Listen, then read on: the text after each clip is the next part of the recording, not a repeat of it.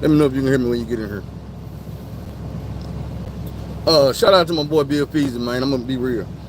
I usually don't comment on none of his videos. I don't piggyback off none of those videos.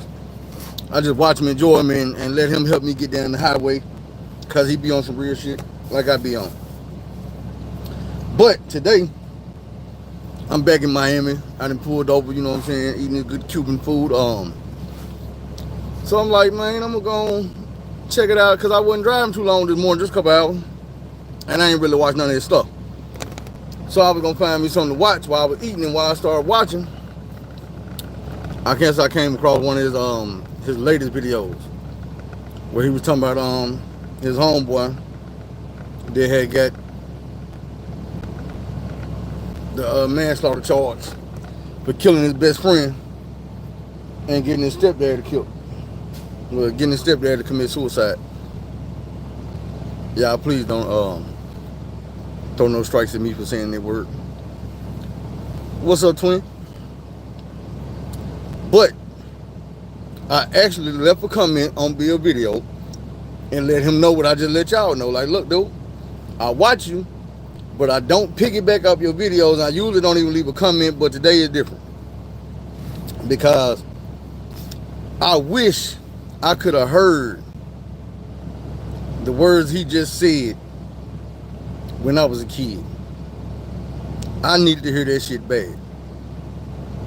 As a kid, I couldn't process what I was going through, but I'm gonna give it to y'all and I'm gonna explain how his story relates to mine. Y'all know that I was abused by my stepfather. Same way he was saying dude was. But the shit took a toll on me. Because in my situation, it wasn't me being beat and my mama being beat and my siblings being beat, it was just me. Like, this man never laid a hand on my big sister, never laid a hand on my baby sister, never laid a hand on my mama.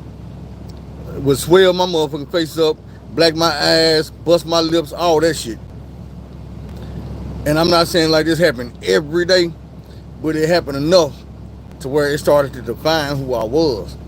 And in Bill's video, he was telling dude, he was like, man, look, you got to let that shit go. You got to really, he was saying was you got to forgive yourself.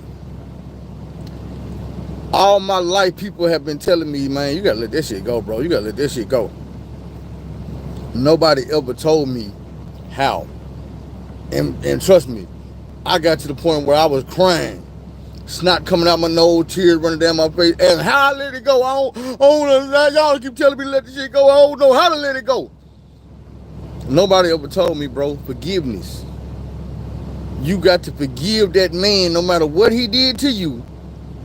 You got to understand within yourself, his bullshit had nothing to do with you. Man got his own demons. You got to forgive him. That's the only way you will be able to let that shit go. But you got to understand, me holding on to that shit caused me to be in a situation where I was out here in the street, where I was toting that thing, where I was catching charges, in and out of juvenile, finally county jail in penitentiary. I was doing things to people that I shouldn't be doing, and it was all because of how I was feeling on the inside, how I was looking at myself, how I felt about myself. Because after so long, it wasn't even a direct result of the shit that was happening to me no more, because the shit wasn't even happening no more. But I didn't know how to let this shit go. I didn't know how to look at myself as being worthy of having a good life, being worthy of having a good woman, being worthy of having a good job, a good house, a good car. None of this shit. I felt like I was a piece of shit. I don't deserve none of this shit. And I felt like a piece of shit because that's how I was used to being treated. After so long of being treated like that, hell, in my mind, you didn't have to treat me like that no more. I was already in line. You know what I'm saying? It's like you whoop a slave so many times that you come out there one day and you grab that whip and you ain't even got to pull that motherfucker out. He yes, a boss. My yes, a boss was feeling like I wasn't worth it. I wasn't worth it. I wasn't worthy. I wasn't shit. If I was, then why was dude doing me like this? Why was life doing me like this? You know what I'm saying? Why was the people on the street doing me like this? Why was my teachers doing me like this? Why did the principal do me like this? Thing is, I went through half of my life, over half of my life, worried about why somebody else was doing something instead of focusing on what I could be doing for me. Now, I don't know the exact moment of when I came out of that shit, but I do know once I came out of it, I was a whole different thing. I was a whole different type of person. You know what I'm saying? And don't get me wrong, I still had days where I deal with depression. I still had days where I just don't get life and why it won't give me a break. Thing is, when you be in that mode, sometimes you will get a break. What's up? What's up, Patricia? Sometimes you will get a break and you don't even realize it. Because depression will have you to where you don't see none of the good in life. All you see is the bad. And if ain't nothing bad happening, then you start thinking about the bad shit that used to happen or the bad shit you already went through.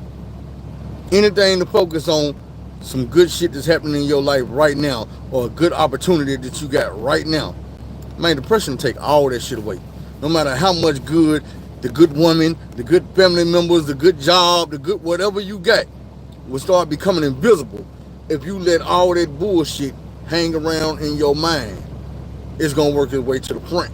And once it works its way to the front, that's when depression kick in. That's when you focus on all the people who doubted you, all the people who did you wrong, all the jobs you lost, all the times you felt like you just didn't measure up, all the times you felt like somebody was picking on you or fucking with you, this day went bad or this year went bad. Whatever it is, all that stuff will get to cloud in your mind, bro, and you don't get to see in the good shit no more. My thing is, forgiveness is the only way out of that shit. You can't let that shit go until you forgive yourself and whoever you feel like done you wrong. You're going to keep worried about it. I guarantee, I promise you right now, more than half of us, if we go to our Facebook page right now, without even focusing on ourselves, if you go to your Facebook page right now and you start scrolling down, you will see so many people holding on to what somebody else said about them, what somebody did to them, how somebody not doing for them. And from the outside looking in, just like that chess game, you can see, okay, if you quit worried about that person, hell, you'll be all right. If you quit worried about that job, then you can go get this job. If you quit worried about how your baby daddy and your baby mama did you, then you will have your eyes opening up to realize that the person you fucking with now is about to do you the same way. You just don't see it. You too blind with the bullshit to realize the bigger bullshit, or the good shit, or the great shit, the positive shit. That's why every day I go on her, including this morning, and screenshot the comments that y'all leave for me, and I put it on my Facebook page so these people have something positive to see. Not saying I'm the only person gonna post something positive all day on Facebook. I'm not. But I want to make sure every day I contribute my positive part. Even if I got to use y'all to do it, I got to show these people something positive every day. Because I know the negative going to be right there when you open your eyes. It's going to be some negative waiting on you. Like I just told you, depending on who you is and what you're going through, you might not even open your eyes to some bullshit. You might close your eyes and go think about some bullshit. Go dig something up. Man, forgiveness is for us. It's for the person who going through the shit. You know what I'm saying? Once I got to a point where I could forgive my stepfather for beating my ass, for mistreating me, for making me feel the way I felt about myself, I didn't feel that way no more. I don't, you know what I'm saying, walk around all day, every day thinking about that. I know what I've been through. A lot of it was my own fault. Most of it was. I mean, he was. I feel like he was trying to break me. I feel like life was trying to break me. But the thing about it is, I don't worry about who trying to break me because I'm unbreakable. Not you ain't gonna break me like that. When it come down to some bullshit, I'm unbreakable. I realized that I've been through too much, and I hate that I had to go through so much to get to a point where I was like, man, how can't affect me? But I did. I literally had to go through a whole lot of shit. I came out my wreck a different person, and I didn't realize it at the very beginning. But I came out with a mindset that, you know what, bro, what else can y'all throw at me? What else can you do to me? I done been through the gangs, I done been through the prison, I done been through the fake friends, the fake family members, I done been through the accidents, I done been through the surgeries, I done been through all of that shit. And I'm still here. And when I wake up in the morning, I still got my right mind. I can still walk, I can still use these hands. I'm still making money, still supporting my family. No matter, I can list a list long as my leg of bad negative shit. And at the end of it, all I can say is, it didn't work. You did all this. Let's just say we speaking to the devil. Devil, you did all this. It didn't work. So why should I be mad and sad and depressed, feeling like, oh man, here come another round 427 coming. Wonder why round 427 coming? Because I done beat round 426, 25, 24, 23, all of that shit. Everything you done threw at me, I beat all of that shit. Life is like a never-ending game. Every time you beat a level, you got to start a new level. At the end of the level, you're going to run into a boss. You got to beat that boss to make it to the next level. I done beat them all. I know it's a million more. Guess what? I'm not worried about them. I've been running through them every day of my life. And that's another thing I was going to get at. Somebody just said, Mac 285 said, what don't kill you make you stronger. I want to, and I done said this before, I want to start doing shows on sayings. What don't kill you make you stronger is a saying. And the reason why it's a saying is because people say it. People say it because it's true. They've been saying it since the beginning of time. Because it's true. It's sayings and things that stand the test of time. People keep saying it because it keep being real. You know what I'm saying? A bird in the hand beat two in the bush is a saying. It's real. You go through life and you can apply that to your life and you start realizing, you know what? Appreciate what you got right here. Because just because it look like it's a lot more over there, you don't set down what you got to go over there and try to get what somebody else got. The grass ain't always green on the other side. That's another saying. Why put out to today and to tomorrow what you can do? That's another saying. So we're going to start taking them and doing episodes on them. Breaking down probably where they come from and why they so real. And how they have applied to my life and a lot of y'all other lives. But today, we're going to go with the saying that forgiveness ain't for you. Ain't for the other person, it's for you. And that's real. I had to learn that the hard way.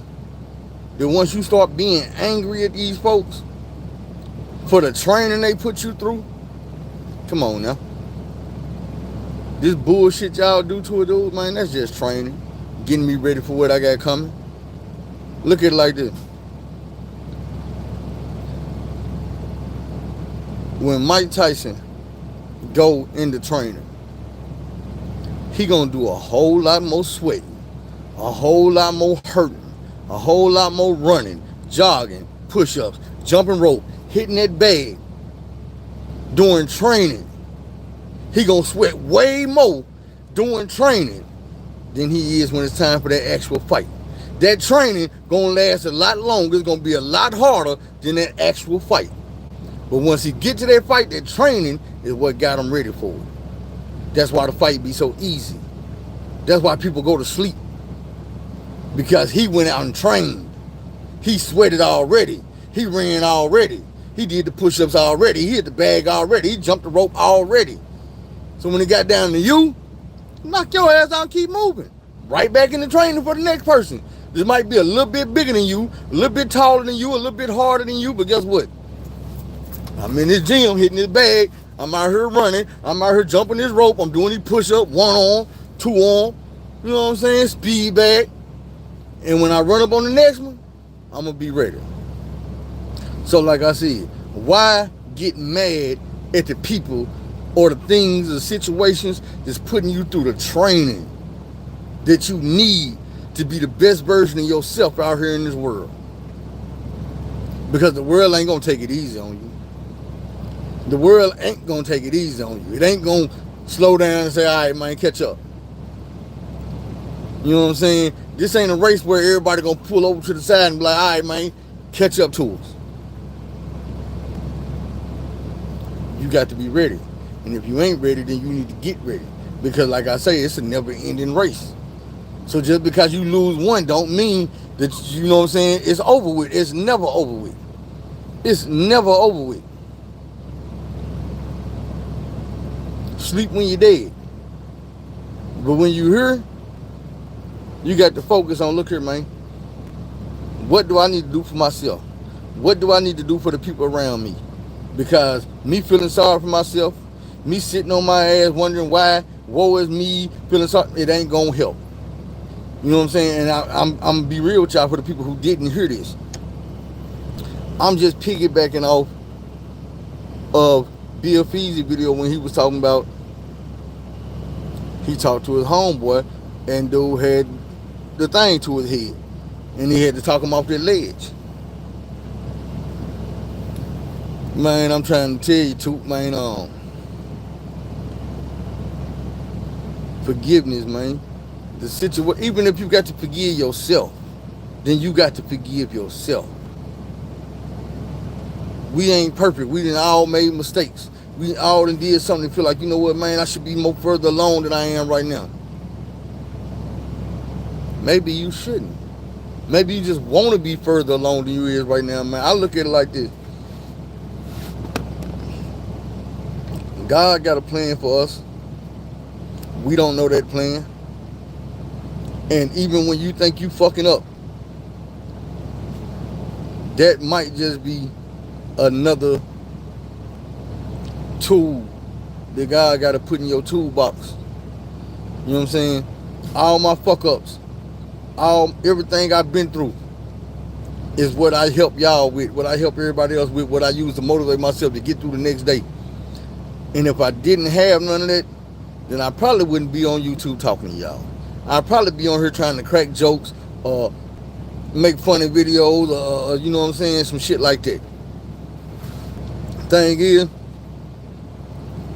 and I was even thinking about this when I was watching the video. I ain't gonna lie, bro, I kind of am antisocial. I'm trying to get out of that. What's up, Shep? David Shep.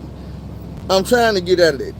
And Break, man, appreciate you again, man, for what you did for me. I'm trying to get out of the antisocial part. Mainly because I was in here getting my food a minute ago, and I seen one of the most beautiful Cuban women I've ever seen in my life. Like, not even just Cuban women, but she was Cuban, but well, I ain't even say nothing to her. I thought about it too. I was waiting on my food, and I was like, damn, she was fine. And then when I was leaving, she was still right there in the store, and I ain't say nothing to her. It's all good, though. Maybe I wasn't supposed to. But if I see her again, then 3 strikes you out. You got to turn me down. I'm going to say something like, look, I don't know when I'm going to be back in Miami, but I done been in Miami a couple times this month. Shit. Let me get your number. We need to get somewhere tonight and go watch LeBron James game. Is that tonight? Or that's tomorrow? That's tonight? Or that's tomorrow? That's tomorrow. Because I'm sure sitting up here right now to save some of my food and everything. I think, man, I need something when this game come on. I think that's tomorrow. Anyway, don't worry about all that. Forgiveness and life, man, they go hand in hand. Throughout the life, you're going to have to learn. First, we got to learn. Oh, okay, that's what's up. First, we got to learn to forgive people. And like I say, it's a cheat code. Because I wish I would have knew back when people was telling me, man, let that shit go. You got to let that shit go. And I'm asking them how. Nobody ever came out to me and said, hey, bro, this is how you do it. Just think about it. Everything that this, see, There you go, getting my hopes all up. This shit ain't funny, bro. Go think about all that shit that one situation that one person put you through. Let it all build up for a second. And then tell yourself, you know what? This right here is what I don't want to feel. These are the thoughts I don't want to have. So what I'm going to do is, I'm going to give this bullshit right back to that person. I'm going to give it back to them. I'm going to walk up to them like, hey, bro, all that shit you did to me, you tried to do to me, I forgive you. They don't have to accept your forgiveness. But guess what? Once you forgive them and you walk off, now it's their problem again. Now either they can accept that apology or that forgiveness or whatever, whichever one you on the end of. Because I'm telling you now, if somebody come to you and apologize, they getting that shit up off their chest and they giving it all to you. They giving it all to you, and if you don't accept that apology, you're gonna be sitting there holding that bullshit. You're gonna be even madder. This motherfucker gonna apologize to me. Yup. Outsmarted your ass, you came and apologize, and now you sitting here with it and won't forgive him, but you got to hold that. It's right here in your hand. He gave it to you, and now you sitting there, what I supposed to do with this? You know, you accept that apology and let that shit go. You forgive that man. Forgive that woman. I'm trying to tell you. This is what Bill said that caught me. He was like, man, do you realize the world not gonna stop because you went through some shit? The world gonna keep going. You the one gonna stop and just get to looking down the ground. Oh man, I can't believe they did me like this. And while you sitting there doing that, looking at the ground, thinking about these problems, the world is moving. You look back up and the people that were standing beside you is way down the block. Now you gonna keep focusing on that shit. Now they way down the street. You keep on focusing that shit, they on the other side of town. They in a whole different state. Boy, they on the other side of the country.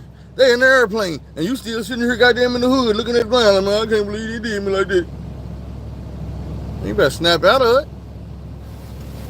You got to snap out of it. I was thinking to myself, I said, man, even though I probably would have handled Buddy a little bit different than Bill did, my aspect would have been on the side of telling him, look here, bro. You've been through all that shit already. You know what I'm saying? This ain't nothing you going through. This is what you've been through. This is what you already made it through. The only way to turn that negative into a positive is to go use it to stop the next motherfucker from going through what you going through, from feeling what you feel. Now, you want a shortcut? There go your shortcut. The shortcut ain't for you though. It's for whoever you can help. You know what I'm saying? The shortcut is for whoever you can help. So they don't have to go down that long ass road you went down. You see what I'm saying? Sometimes you got to go down that long road. But if you can stop the next motherfucker like, hey bro, look, it's gonna be a long road, but let me tell you, it's a pothole over there. Don't fall in that pothole. It's a speed bump over there. Slow down. All right, check it out. It's a police officer sitting right here. Man, you can help people get down this long road that you just went through. You going through, I tell y'all all the time, your kids. This is why you are a parent and you went through all this shit. So when it's time for your kids to go through the same shit in life that you just went through, they should already be equipped. Shouldn't be no surprises. If it's a surprise to your kids, only because it's a surprise to you. Why would you ever, you see what I'm saying, run through old man Wiggins' backyard, know he got that Rottweiler back there? You run track. Dog almost bit your ass. Now, your son go outside to play, and you gonna let him jump over in Mr. Wiggins' backyard, knowing that Rottweiler back there and he can't outrun it. Why in the world would you do that? Same thing. When your son go to that school that you went through and you played your whole way through there and got bad grades, and now you out here with a job that you hate, why would you let your son jump off in that school, play them exact same games you played, make them exact same mistakes you made, knowing what's going to be at the end of that road for his ass? You don't. You tell your son from the beginning, look here, bro, I fucked up in school. All the shit you doing, don't just sit there and tell him because I said so. No, tell him, look here, bro, I did the shit you doing right now. It fucked me up. I had fun in school when I should have been learning. I did all the bad shit already. I'm going to tell you how it worked out. I'm not going to let you find out for yourself. You see, that's the problem we got. We'll sit back and let the kids tell us, man, just let me find out for my own. No, sir. No, sir. That's why I'm the parent. Because I'm smart enough to, excuse me, y'all. Give me something to drink. Because I'm smart enough to know that ain't what you need. And when God gave me and gave you me for a father, he didn't do it just so I could buy you clothes and shoes and put food in your stomach and a roof over your head. I also had to be a leader. I had to be a guider. I had to be somebody who gonna care about you. Not just buy you shit. Not just make sure that I can brag on Facebook and be like, I put a roof over my kid's head. I put clothes on their back, shoes on their feet. No. I'm gonna be on there like, look, I shaped dude, man. I kept dude out the bullshit. I exposed a lot of the fakeness to him. My son got a leg up on all y'all. Not because something special. Because something everybody could have did for their child. I'm gonna tell them everything, the good, the bad, the ugly, the real, the fake, all that. All of it. Why wouldn't I? I just told y'all. It was a long road. I had to hit that heavy bag a lot of times, that speed bag. I had to jump that rope. I had to run them up. You know what I'm saying? I had to do a lot of training. But we gonna train different over here. If I can help it.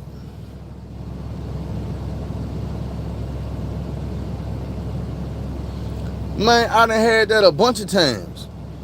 But that coming back and telling me, man, you was right, bro. All that do is let me know I was right. Keep doing what I'm doing. Keep telling people what I'm telling them. Somebody gonna listen. Everybody not gonna listen. I'm gonna tell you, look.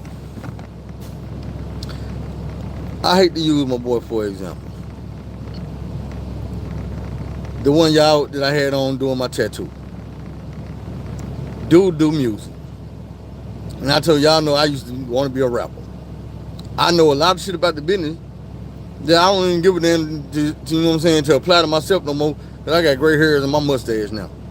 But I look like trying to be a rapper. Even though I can still out rap half these motherfuckers. Maybe it'd be different if I was already rapping. But they gave the game to Soulja Boy back when he was young.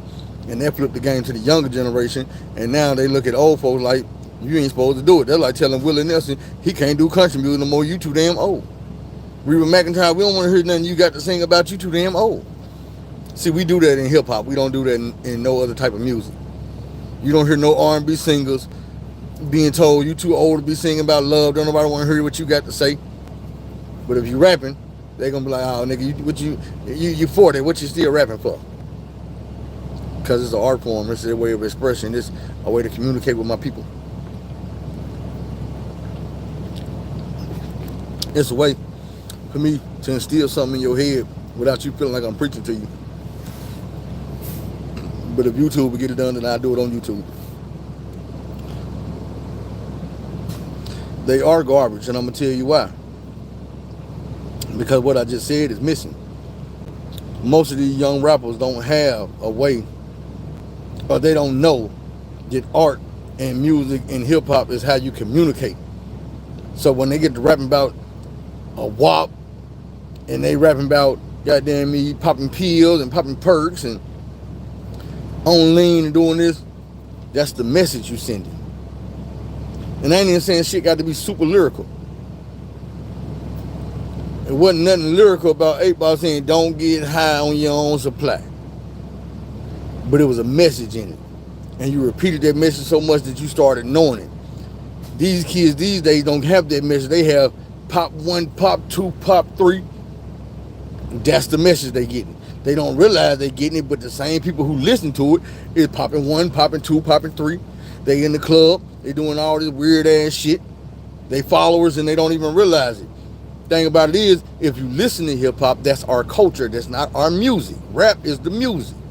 So if you listening to hip hop, you gonna eventually fall in line with what you listening to because it's the culture. You see what I'm saying? When you rapping about pills, then you create a pill popping culture. When you rapping about sipping lean, then you gonna create a sipping lean culture. When you rapping about cars, then you gonna create a car culture. You get to rapping about everybody need to get smart and get educated, then people gonna start getting smart and getting educated. Because that's what you pushing in their ears all day. You know what I'm saying? That's why I look at it and I be like, no, I don't fuck with Drake. Because Drake is a person he's old enough to understand this. That's why I tell y'all he hangs around Sexy Red for a reason. They pay him to do that fuck shit. Because they know that you would do that fuck shit. Like I told y'all, damn, if it's okay for Drake to hang around Sexy Red, then I'm going to hang around the hood rats and the thoughts and the women that tattooing their face and getting pregnant by random dudes and laying up with random dudes. It's okay. Drake do it. It's not okay. Because as long as we do that, as long as we hang with them type of women and we deal with them type of women, then we giving women permission to be that. If we start shunning those type of women, if we start saying, look, I'm not going to deal with them type of women, I promise you, female will stop aspiring to be Sexy Red. They will stop. Listen, I don't approve of no female rappers at the moment. Not name one that I know of. You know what I'm saying? Lotto disgusts me. Because it was just a few years ago when you was a little kid. You was a fucking child. And now you out here talking about deep throating and you stuff this wet and you do this and you do. Man, get out of here. First of all, you're not doing that shit. Second of all, you're too young to be rapping about doing that shit. You acting like it's your ideal. When females like Sweetie come out and tell us, man, look, it was the higher ups that told me I need to twerk more to sell my music. No, they want you to twerk more to get the females who listen to your music to twerk more, to dress scantily clean and all this shit, to portray the role of a hoe. Lotto was not on the shit she was on when she was a kid. Then 3-4 years later, she finally come out in the mainstream. She barely covered up. You see what I'm saying? Barely covered up. You're rapping about what's between your legs now. You was good. Bro, you could rap your ass off. And it wasn't this cookie cutter shit that all the other females were rapping about. But when you got your deal, we know you got your deal because them folks told you, hey, if you want to get on, we need you to rap about this. We need you to dress like this. We need you to get your ass done, your titties done, all this. Man, cut that shit out of there. That's what you get when you let those people control our culture. That's why I try to tell y'all about Drake. I'm like, look here, bro. Dude is one of them. By birthright, he's one of them. That man ain't grew up in America, in no American hood, dealing with no American struggles. He grew up on the motherfucking actor set, in front of the camera, dealing with the old perverts that grown the shit out of these kids. And then when he got big enough and old enough, they told him, hey, now we're going to send you to America and let you loose. Yeah, but them female rappers ain't rapping no more. They not doing it no more. Even when you see Remy, the only one out of them you going to see is Remy. And when you see Remy, what's she going to be doing? Dressed like a hoe. Listen, her and Papoose, far as I know, they still together. But they put on that fake role like Remy was a hoe. Remy was out here cheating. Remy was not being faithful to her man. So all the other women would look at her like, oh man, fuck it, if their marriage can't last, if they can't do it, then what's the point of trying? You said Young and May. Look at the agenda she pushing. Cause guess what? If you look hard enough, if you search high and low, you'll find Young and May dressed like a goddamn woman, acting like a goddamn woman. Very beautiful young woman. But to get that record deal, oh, make your voice deep. Put some pants on, sag them pants, act like this, talk like this, walk like this. All of a sudden, when you get on, you on some weird shit. But before you got on, you was on some normal shit. Come on now. Look at all these dudes painting their fingernails and shit, trying to give you an excuse or a reason why it's okay. How about we just remain men, bro, and leave that painting fingernail shit up to the women? We all grew up knowing fingernail polish was not for men, and that's for the women. But at this age, now you have rappers and entertainers telling you, man, it's okay. What you judging for? You homophobic? They try to make you feel guilty for it. And I ain't saying that there's anything wrong with it if you like that. And when I say you like that, I ain't mean like it like, oh, you like it like that. No, I mean, if that's the way you are, then there's nothing wrong with being like that. But for the people who ain't like that, quit trying to convince people that it is okay to muddy the waters, to straddle the fence. No. You be a man or you be a man's man. But don't be a man acting like a man's man and then try to tell men it's okay. Or there's something wrong with us if we think it's something wrong with that. No. It's two sides. This side and that side. Not saying my side right and their side wrong. I'm just saying you know how shit go and you know how the other shit go. So if you want to do the other shit, do the other shit, but don't act like you still over here doing this. It's confusing. I'm not extremely comfortable around gay men. Just being real. Especially a flamboyant ass gay man. It make me feel some type of way. It's not something in my head saying, I don't like you. No, I actually, my body I be feeling some type of way. It ain't like I feel like somebody fit to do something to me. I can't explain it. Because now when I see a gay man, I don't be feeling like he fit to do something to me. That ain't what it is. And I also feel what you saying, Break. That's always been one of the things I said, like, look, man. One of the main problems with the LGBT community is they flaunt it and wear it like a badge of honor, and we are treated like if we don't give them that badge, if we don't give them that clap, that pat on the back, then we supposed to be wrong. And I'm like, no. How about you just live your life and go on about your life? And then we all be good. Because guess what? I'm a straight man. There's no straight man month. We don't have a month to celebrate our pride in being straight. There's no parades and picnics or none of that because you straight. You know what I'm saying? None of that. There's no flags, none of this for being straight. And I'd be like, why did we have to do all this because somebody is having sex with a man? They've been pushing it on the kids. And I feel like you don't push nothing else on the kids, why would you push sexuality on the kids? Like, you don't have any cartoons just telling kids they need to go be a Republican or they need to be a Democrat or even talk about that type of shit. They want you to have freedom of choice. So why do we not have the freedom of choice to say, okay, well, I'll let my child find out about that when they find out about that. Or if they decide to be like that, it's because they decided to be like that. It's not because you tried to give them examples of that type of lifestyle on every cartoon, every TV show, every corner, every month, every week, every day, in school, you know what I'm saying? But, like I say, it ain't even about all that.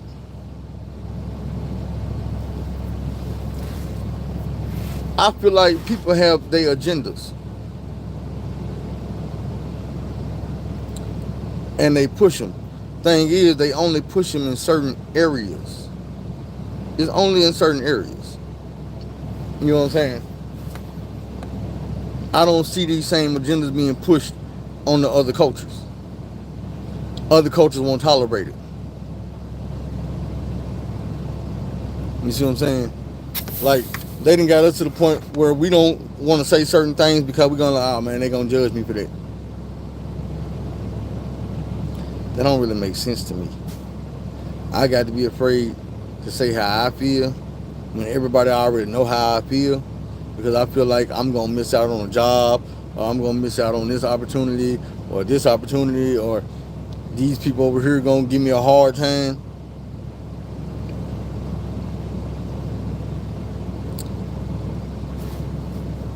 It's working, bro. You gotta look at it like this. As a black man, there are so many black women that have fell for the goofy shit they got going on, as well as black men, that it disgusts me.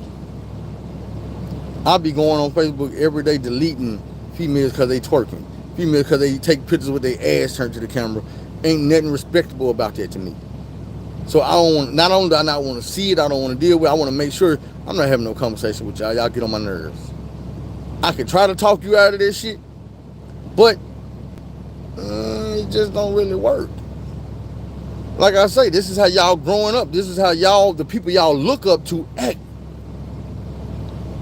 This is like I used to try to explain to these people, like, man, y'all sitting here looking at love and hip hop, and you want the love and hip hop lifestyle, but you don't realize these people are entertainers. These people are actors. These people are answering to people who got them doing things they don't want to do. We've all watched Stevie J and them all over that damn TV.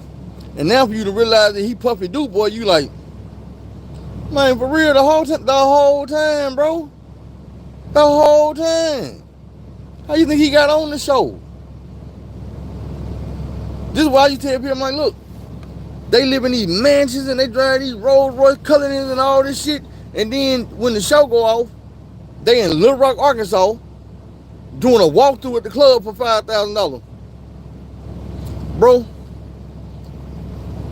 if I got enough money to live in a 14-bedroom mansion, and I'm driving a Rolls Royce and I got a Lambo over here and this and that, I am not fit to be doing walkthroughs at your goddamn rinky-dink nightclub.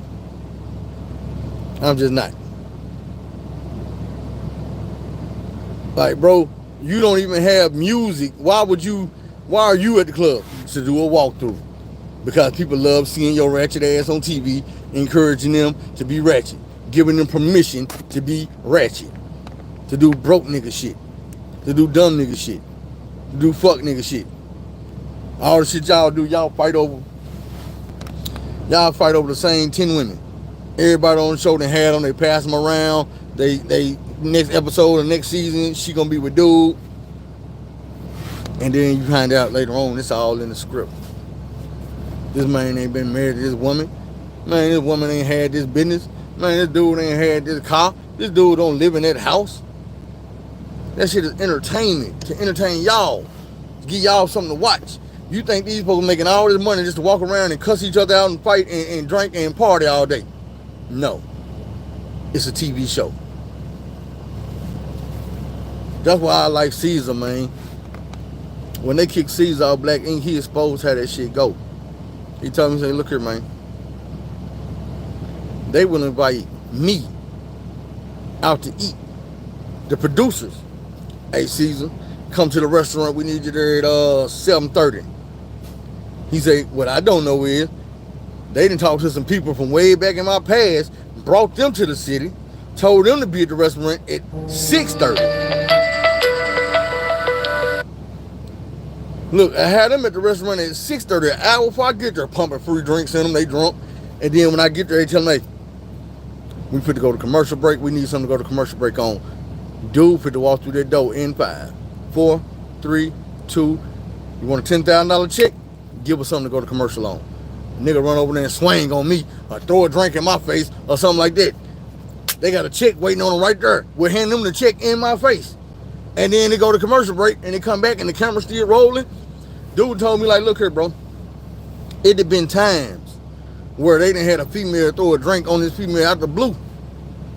But the camera didn't have the right angle. So they take in the bathroom and they tell her, hey, we need to redo your makeup. She gonna have to throw that drink on you one more time. Man, what the fuck? Yeah, bitch, you wanna get paid for this week? Then you need to come back in the club, unsuspecting, let her throw this drink in your face. Real talk, man. Listen, this is what I'm trying to tell y'all. Listen, I'm 42. It's a woman named Tammy. I don't know what TV show, movie, or whatever she on now. The woman Tammy used to be on Basketball Wives and all this and that. This bitch was on Real World season 1. She was the first black woman on reality TV, and she been doing reality TV ever since. Hopping from show to show to show to show. Ain't never had nothing going on in life but reality TV. She wanted to be a rapper. On the very first The Real World. She wanted to be a rapper. It was a black dude there who wanted to be a comedian named David. I remember they got into a water fight. We're throwing water on each other in the house. Yeah, with David. And she took his Jodeci boots and put them in the toilet. She ran, jumped in the bed, had on bra and panties. He ran in there and he was trying to pull the blanket off of her. So he pulled the blanket off of her. She was laughing and screaming, "Oh, David, quit playing, you crazy, you crazy." He got the blanket off of her and ran down the hallway with it. He didn't stay looking at her like, "Ooh, he didn't grab on her, touch on her, nothing." She was laughing and playing just with him. And then the white girl, Beth, walked in like, "Hey, you really let him? You know that's a form of rape. That's a form of sexual assault." Took her in the bathroom for about 20 minutes. When they came back out the bathroom, she was mad as hell. Got David kicked off the show on some sexual assault type shit. And I'm like, man, bitch, you so bogus. You so bogus. You started this shit playing with that man. Throwing water on that man, threw that man boots in the goddamn toilet. And he pulled the blanket off you and you tried to file sexual assault charges because the white girl pulled you in the bathroom and told you to. And for a while I was like, you know what? I quit being mad about the shit because Kid and Play went and snatched David up and put him in one of their movies. I can't remember exactly which movie it was, but they put dude in one of their movies because he was a comedian. She faded with the wind. And then she started popping up in other reality shows. Now all of a sudden her daughter want to be a rapper. And she want to fight the girl trying to manage the daughter. And I'm like, man, this is all you ever been good for is drama. But you were so good at causing drama that these folks keep giving you a check to cause more and more drama.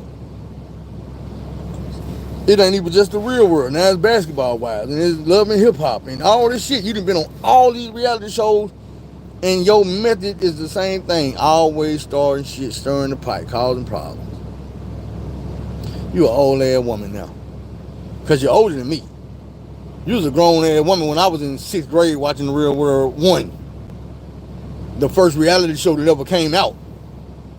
Before that, the closest thing we ever had to reality TV was O.J. Simpson trial and Tupac. That's why Tupac was as famous as he is now. Because before reality TV, we had Tupac in the movies, Tupac in the videos, Tupac in the courtroom, Tupac coming out of the courtroom.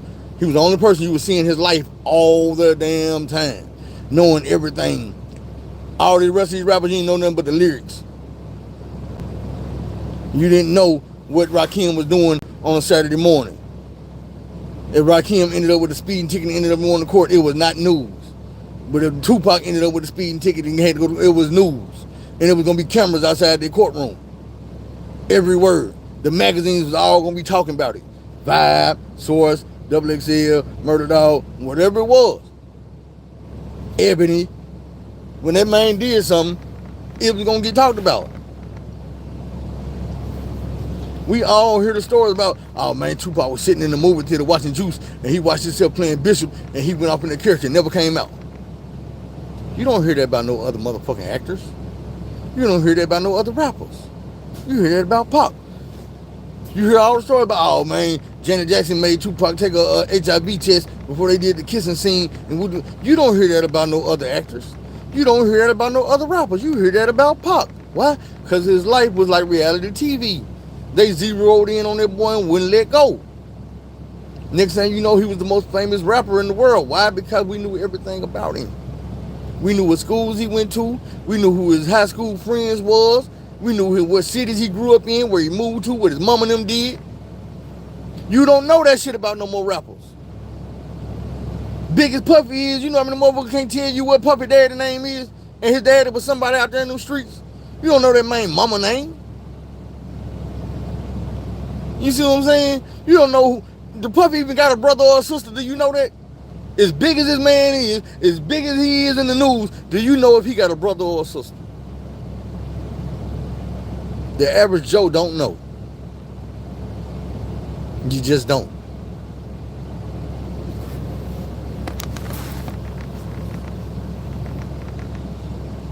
You know what I'm saying? Thing about it is, right, after all these years, but once you find out who his daddy was and what his daddy was doing, you realize that this nigga daddy was actually somebody. He was actually doing some shit that was noteworthy, some shit that we probably should have been knew about. Nigga, you was running with the mafia. Nigga, you was running with the feds. Nigga, you was around here snitching. We should know this shit about you. You know what I'm saying? You got a reputation that precedes you. All these years, and we ain't know none of this shit. Man, I'm just trying to tell you. I heard Suge Knight say some shit about Puffy. They was like, man, you gotta think about it like this. He say, do you think Puffy grew up like this? Or you think at one point he was a regular dude and he got groomed into being like this? Because I told y'all, there was a point in time where Puffy was just that regular dude. As a favor to his daddy, because you know these record labels are in business with the mob. Even the black mob. As a favor to his daddy, he was given a job. In the fucking mail room. He started from the bottom. Worked his way up. Now Puffy was always a little soft ass dude. But this soft ass dude, it what made him so susceptible to what these folks wanted him to do and how they wanted him to be in. He bent. He received. He kept his mouth closed to the top. There are older, fairer skinned record executives with a lot of money that have admitted to being in sexual relationships with this man. And when I say a relationship, I mean full-fledged, you mine, I'm yours, we dating, we out in public with relationships. And these men and Puffy have dated. They have been all in the limelight. They have been all in the restaurants. But we never looked at it like it was a relationship. We looked at it like it was a partnership. Like, this is a mentorship. This is the dude who got Puffy on. But let me ask you this question. Why would Clive Davis give Puffy a record label? Why would Clive Davis give Puffy the rights to Mary J. Blige, the rights to Heavy D, the rights to all these artists to go start what quickly became the biggest hip-hop label in the business? You know, at one point in time, Puffy can be quoted saying, in 10 years from now, we'll still be on top. That was like 30 years ago. It ain't hard to predict it when you know who's going to keep you on top and who's going to put everybody else to the bottom. Another thing Suge was saying, he was like, man, you got to realize, I didn't take that route. I came from the bottom. I started this record label with just me and went and got Dr. Dre. We went and got artists and we built that motherfucker and we took over. When record label wanted us to pay, and when all these folks, the radio station wanted us to play the music, we didn't do that. We made them play that music. And once we made them play it, y'all made them keep playing it. There was a point in time where 97% of the music on the radio during the daytime was Death Row. And I thought about it, and yeah, you're right. I can see that. I would listen off, you gotta think about it like this. Snoop Dogg dropped a classic album. When I say classic, I mean the type of album you put in and it don't stop from beginning, intro to motherfucking outro. Snoop Dogg did that. Right before Snoop Dogg did that, Dr. Dre did that. Right after Snoop Dogg did that, the Dogg Pound did that. Right after the Dogg Pound did that, Snoop Dogg did it again with the rest of Death Row with Murder Was the Case, the album. Classic. You gotta think about it like this. Record labels be up 20, 30 years. Don't drop one classic album. Death Row was dropping classic after classic after classic. Now I just named them. I named two from Snoop Dogg, one from Dr. Dre, one from Dogg Pound. Then guess who came right after that? Tupac. All Eyes on Me was another classic, double disc, but you put that bitch in from the beginning, play the first CD, you don't skip shit. You put the second CD in from the beginning all the way to the end, you don't skip shit. Everything was something you wanted to listen to. Machiavelli came, same thing. You put that motherfucker in from the beginning, you don't skip not nan song, not nan motherfucking interlude, none of that shit. You play it all. Them is classic albums. That's all Death Row was putting out. So yeah, I can see Snoop Dogg, Suge Knight saying we had a time we were running thing and 90% of the shit on the radio was us. It's the fucking truth. Everything them niggas were putting out was golden. They took over. And I'ma just be real. Biggie was no competition till he was gone. I'm not saying he wasn't good. He was. But he was no competition. He wasn't holding a candle to them until he was dead. Biggie didn't start shining to life after death. He was pretty much dead a couple weeks before that album came out. You see what I'm saying? Biggie was dead when that album came out. And I ain't saying it blew up because he was gone, because there's some shit on that album. Both of them discs. It is. But his first album wasn't nothing like that. Yeah, it wasn't nothing like that. It had a couple bangers on it, but it wasn't like that. It just wasn't. Now, we're going to go back. And I'm going to tell you, I grew up listening to that Snoop Dogg, to that Dr. Dre, to that Eazy-E shit. That's why I grew up gangbanging. Because we was tricked into gangbanging by some studio niggas that wasn't really gangbangers, wasn't really holding nothing down for the block or the turf or the yard or the neighborhood, none of that. They was in the studio. You know what I'm saying? Even if Eazy-E was doing it at first, it got to a point where Eazy-E was not back in the neighborhood. He wasn't running around Compton. That nigga was in Calabasas. Dr. Dre was not running around Compton. Snoop Dogg was not running around Long Beach. These motherfuckers were not in the hood doing the hood shit they was rapping about. That shit was over with. From the time we heard they motherfucking voice, that shit was over with. Ice Cube was not rolling 60s, running around, goddamn me, Slauson and all this and that. Over with. You see what I'm saying? But as a kid, you couldn't tell me that. Because I seen the shit they was rapping about. And I was running right around the hood. I seen the folks slanging, banging, killing, drug dealing, blue rags, red rags, getting black flags, vice lords, all that. I grew up in an area where all them gangs was there. Later on, in Fort Smith, I ain't see too many Bloods. It was different sets of G's and some Crips. When I got back to Jacksonville, it wasn't too many Bloods. It was Crips and G's. North Little Rock, it was Crips and G's. In Little Rock, it was some Bloods. Now the Bloods, they pretty much, I ain't gonna say they everywhere, but they in Little Rock and surrounding areas. But what I'm saying is, man, we was all led astray. All of us. And I look at these kids today and I see the people who lead them astray. And that's why I be exposing Kodak Black. And I be exposing motherfucking NBA Youngboy. And I be exposing Dirk and them. Lil Baby. Man, you niggas is fake as fuck. You niggas fake. But these kids like us, they can't see this shit. And they not gonna listen to us. So I try to put the shit out there where they can see it. I call NBA Youngboy nothing but a young boy. Cause nigga, you is nothing but a young boy. And you really nothing but a dumb boy. You do the dumbest shit possible. I told y'all, man, I've been telling y'all, this man been living up there on Grave Digger Mountain up in Utah, man. Word free, carefree. Nigga, you ain't got no ops on that mountain.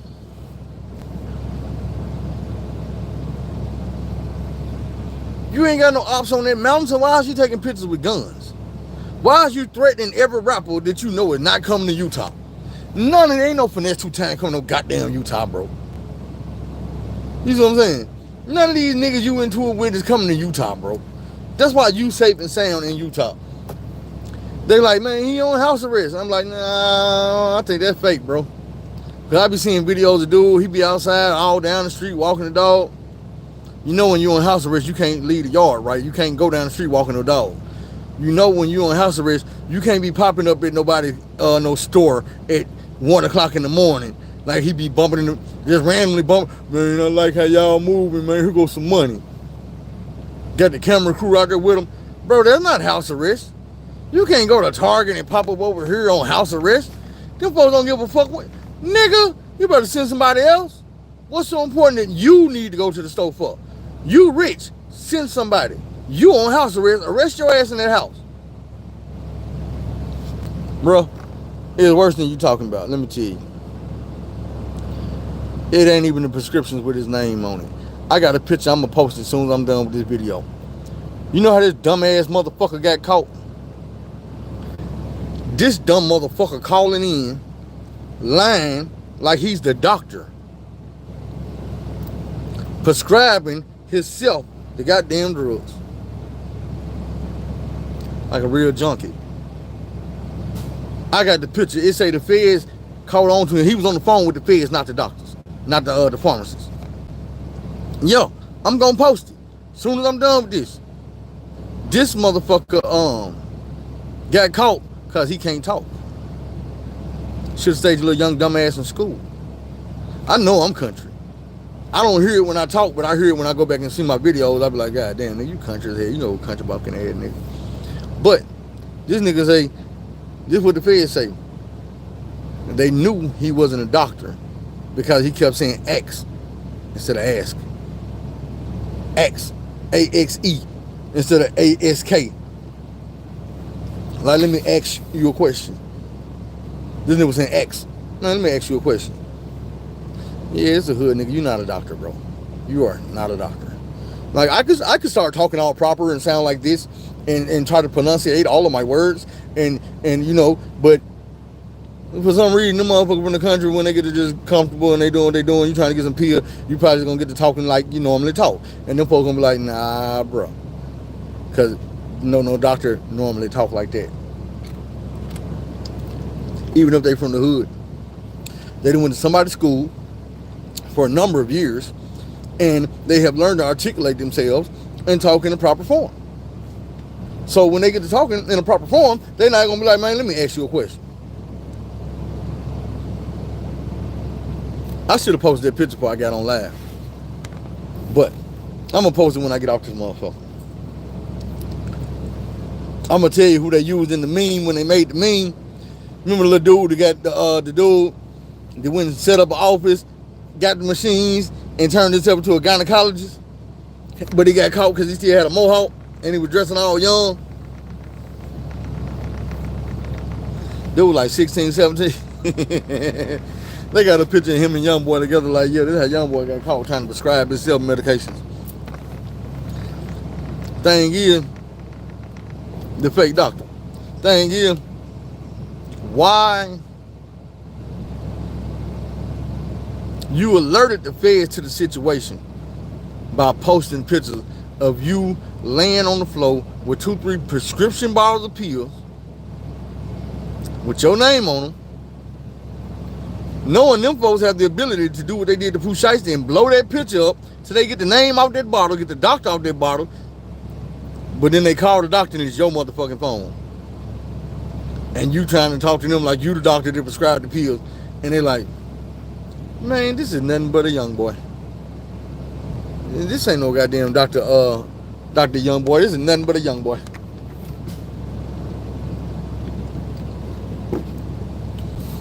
Do you not think the police ain't watching your IG, your everything that's being said about you, bro? You always threatening people. They have to take all them threats serious.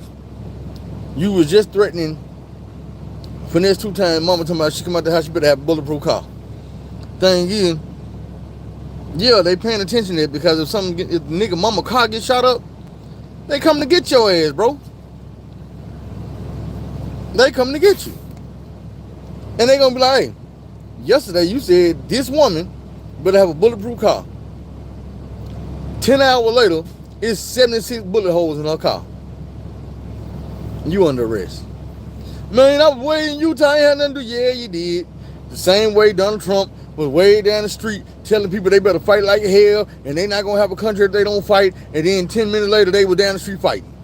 And he's trying to say, hey, it had nothing to do with me. Yeah, it did, bro. You incited the bullshit, hopping online, saying this bullshit.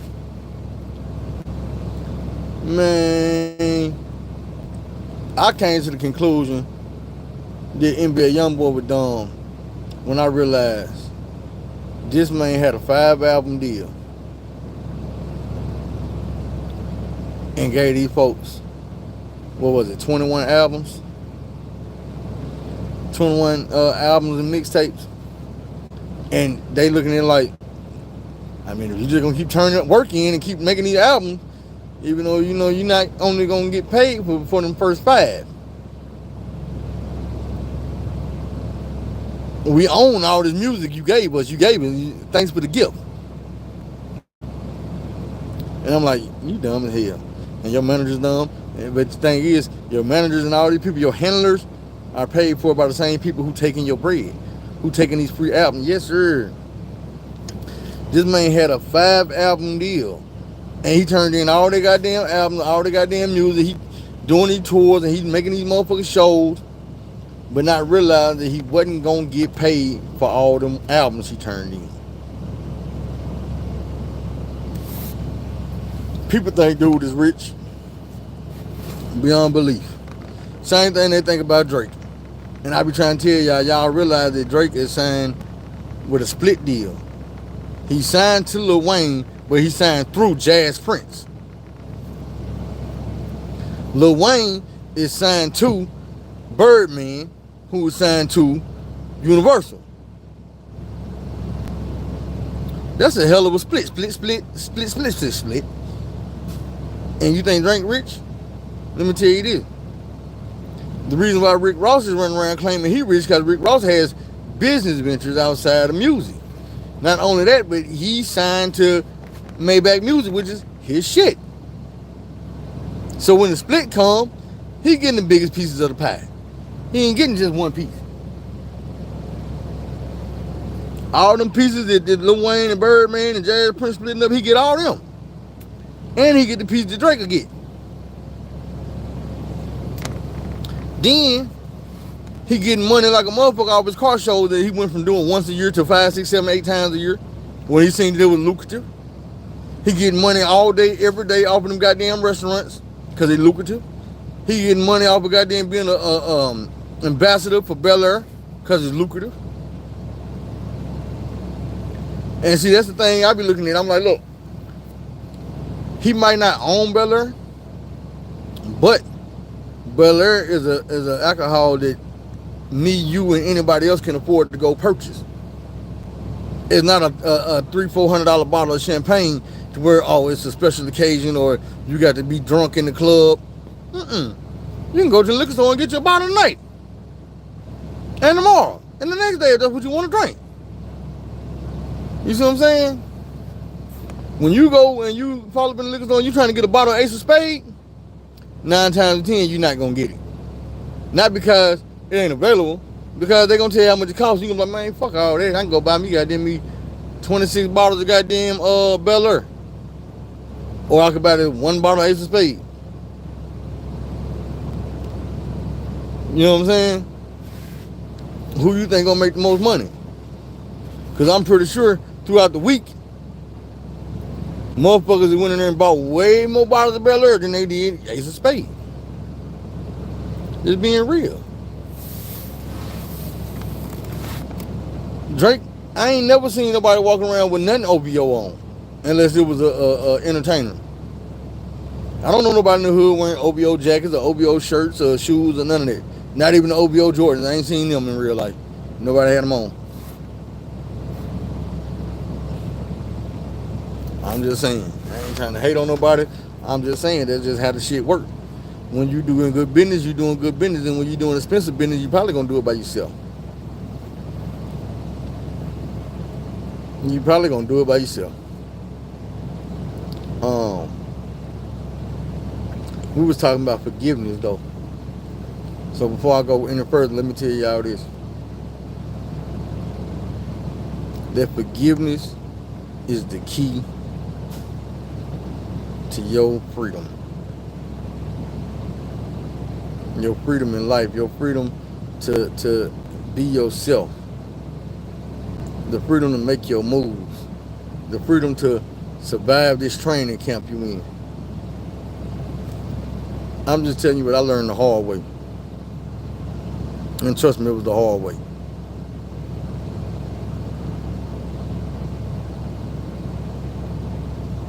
Right. You know what I'm saying? That's right. The thing that I say about Drake, man, that I stress about Drake is this here. Dude is an outsider.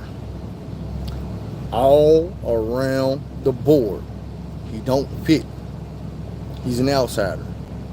I've been saying this. Before Rick Ross or Kendrick Lamar or Future or Travis Scott or Metro Boomin, man, look, they got a clip circulating now. 21 Savage. Like, man, motherfuckers don't really listen to Drake. He said, if I wasn't a rapper, I wouldn't listen to Drake. He said, man, when you go to Atlanta, you can't tell them Atlanta niggas that Drake is bigger than Future. They don't understand that. They don't give a damn about how many #1 songs you got, or how many white people like your music. It don't matter. Nigga, the streets go off realness. What they can see. And what they can see is, Drake, you a nerd. Like, you nerdy as fuck, bro. You not the type of dude that we would kick it with. You don't get invited to the barbecue. You don't get invited to the club, or you don't even get invited to hang out, or none of that. You, like somebody else said, they're like, bro, Drake the type of dude that you ain't from the hood, we don't really fuck with you, but you got a car. So when you pull up, niggas is gonna use you, because you will let niggas use your car. You will take niggas to the club. You will take a nigga to the liquor store. You will take a nigga where they need to go. So when you come to the hood, motherfuckers kind of welcome you in because they put to use the shit out you, bro. You see what I'm saying? Drake, your car is your #1 records. All the white people that listen to you. All the females that listen to you. That's why a nigga like 21 Savage would jump on a whole album with you, because he know he finna get took outside of his target audience. He finna get out the hood and go back to your community. You know what I'm saying? He finna go over here with all these women at now. When he wasn't allowed over there first, they were looking at him like, dirty ghetto nigga. And like, oh, well, he's with Drake. The white people look at him like, he got a knife tattooed on his forehead, but he's with Drake. And last album, they wasn't listening to him. Meaning 21. They didn't know who the fuck a 21 was. They didn't care about 21 last album. But this album, he with Drake. So yeah, now he getting a little paid attention to. Same thing with Drake though. Last album, them niggas in Atlanta wasn't giving a fuck about Drake. They would listen to Future. They would listen to 21. But now, you with 21, they gonna pay you a little bit of attention. 21, can you do something for me? Yeah, man, I'll take you to the hood. 21, can you do something? Yeah, man, I'll take you around the hood, females. I'll take you over here in Zone 6, man. I'll take you to the east side. 21. Because if it wasn't for 21, Drake ain't pulling up on the east side of Atlanta. Drake ain't pulling up in the hood in Houston or Memphis or Little Rock or none of that. Man, I promise you, right now, I am in an 18-wheeler in Miami. I could go anywhere in Miami and park this truck I will step out this motherfucker right now and let y'all see I'm in the trenches, bro. Because I'm that type of nigga. I got, all this shit on. I'm at the truck stop before. This ain't the goody two-shoe truck stop. Man, I wear dirty around this motherfucker. You feel me? You know what I'm saying? I'm not in the safe ass spot. They got barbed wire and shit behind me on that motherfucking fence.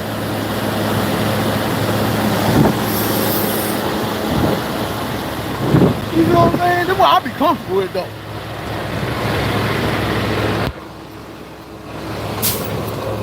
That's what I'll be comfortable with though, with the zones and the motherfucking Cubans and shit. But I could easily be somewhere where the buildings is tall at, where the fences ain't gotta have no barbed wire on them. You know what I'm saying? Where the people walking around in business suits. That ain't where I'm at.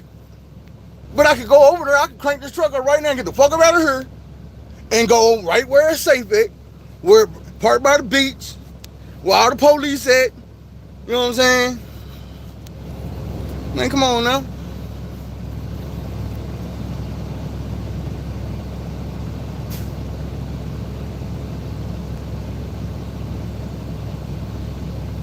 Man, real shit. These dudes ain't built like that, bro. They just want to experience it. Like, even Rick Ross said it. You was at the park with the niggas and you was loving it. They ain't the same white boy I seen years ago. Bro, you just that little nerdy dude from Canada, bro. That's why your hair's split down the middle wavy with different color motherfucking, whatever you call them things, clamps in it and shit. Man, get out of here with that shit, bro.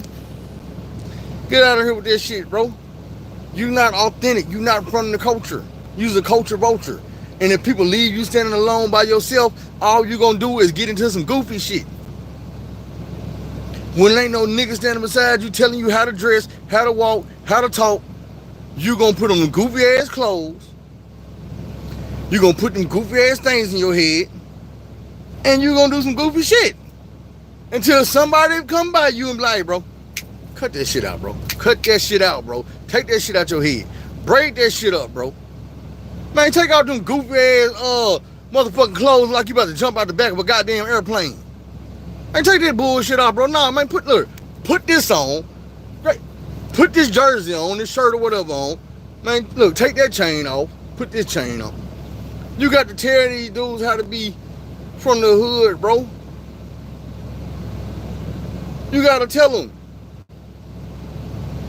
Nigga like me, you ain't gotta tell how to be from the hood. That's where I'm from. I'm comfortable around these people. I don't feel no type of fear when I jump out this truck with these chains on, with this watch on. Yeah, a nigga might rob me, but a nigga rob anybody. But I don't feel like I look like the type of nigga you gonna run up and rob. Not saying I'm not, but I just don't feel like that. I don't see broke people or poor people and be like, oh shit, he gonna try something. Man, nigga, you the same broke and poor people I grew up around. I've been around all my life. I know how to maneuver around y'all. These motherfuckers might look at me and be scared of me. I don't gotta say shit. I jump out this motherfucker, my chest out, my jewelry on, goddamn me, and get the smashing going where I'm going. And when the motherfuckers see me, they be like, God damn. Man, that whole dude ain't on no bullshit. I ain't. I might look like I am, but I ain't. I'm not fit to try to rob you. I'm not fit to strong arm you. I'm not fit to disrespect you. I'm not fit to, you know what I'm saying? None of that shit that you might think. I'm going to give you respect, and I'm going to respect my respect in return. That's just how that go. Now, if you that type of dude that's going to disrespect me for no reason, then bro, we just got to go down that road. We got to handle it how that go. But I'm not going to try to push it down that road. If anything, when you start, hold on, bro. What's the issue? What's the problem? You might not expect me to start talking like that. Like, oh, man, well, I thought you, nah, bro, I ain't even like that, bro. What's good, though? You know, my name's such and such, man. Look, this is where I'm from. This is how I'm coming. What's up? You know what I'm saying? Respect the easiest thing in the world to give. And usually when you give it, you get it back. But I just feel like a dude like Drake ain't never had respect for dudes like us. He not from where we from. He ain't been through the shit we been through. He don't know nothing about it, but he will use the shit out of it. He will stand next to a nigga like me and use the shit out of me to get to the people just like me, like I said, that ain't scared to walk around with the jewelry on. Ain't scared to pop out in somebody else's hood and be they self. You know what I'm saying? If it wasn't so hot outside, I'll walk y'all all the way back out this motherfucking park where I'm parked at, over here to the goddamn, it ain't even really a truck stop. It's a pilot, but it ain't no motherfucking pilot. You can believe that. Now, I should jump back out here and walk y'all over there. You don't see nothing but Haitians and Cubans. I promise you. Everybody you see, you gonna know these motherfuckers from the hood. This nigga feel in the hood. When you walk in this motherfucker, ain't no subway. Ain't no motherfucking no Wendy's like when you go to regular goddamn pilot. No. It's an old Cuban lady and some more Cuban ladies in there cooking. Everybody in this bitch barely speak English. Ain't nobody in there speak I'm country as fuck. And ain't nobody in there even speaking English to the degree that I speak it. Yeah, we right back in the middle of property right now.